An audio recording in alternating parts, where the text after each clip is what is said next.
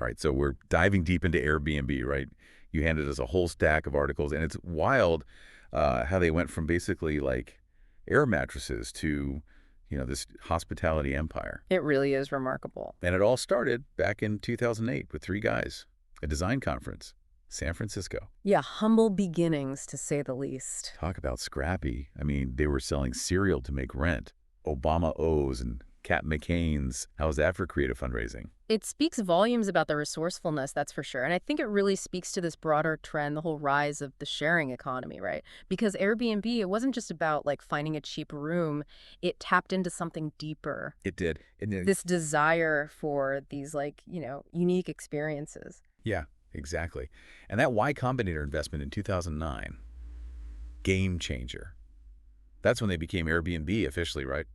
Dropped the era bed and breakfast. Yeah, streamlined the name, and I think that really helped them attract more serious investors. Right, like Sequoia Capital coming on board, that's huge. Absolutely. That was a real turning point. But then, in 2011, there was that incident where a host's apartment got trashed. Right. I mean, how do you even bounce back from that? Yeah, that was a defining moment for them. And their response was brilliant, honestly. Introducing the host guarantee, that $1 million insurance policy, that was a power move. Showed they were serious, right? Absolutely. Not just about mitigating risk, but really building that trust. Because who would have thought of something like that back then? It was unprecedented.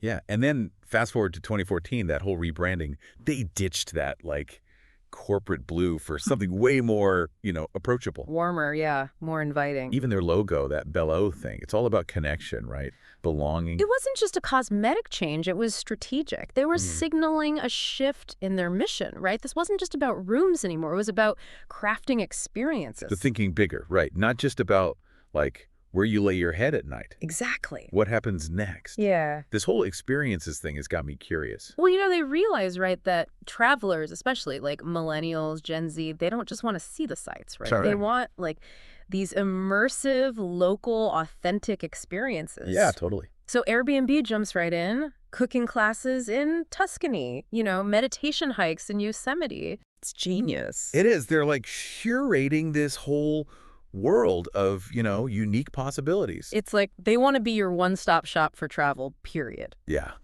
And it doesn't even stop there, right? They're thinking about producing movies and TV shows. Whoa, really? Yeah, think about that. That's next level. It is. And then there's that whole thing with Fred Reed. Right. Bringing in the former CEO of Virgin America.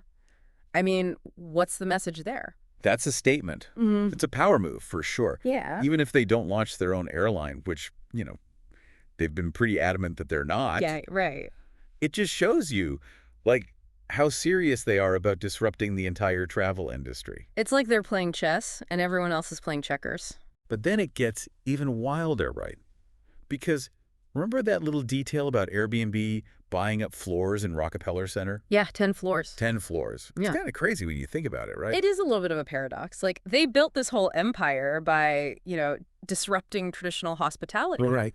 And here they are buying a huge chunk of, one of the most iconic buildings in the world. So, are they becoming the very thing they set out to disrupt? That's the $1 million question, right? It is. And it's something we can all learn from, honestly. Oh, for sure. Whether you're an entrepreneur or a traveler or just trying to, navigate this crazy world. It really makes you think, right? What's the secret sauce? What can we all learn from Airbnb's journey? Well, for one, they're masters at, spotting trends before they even fully exist, right?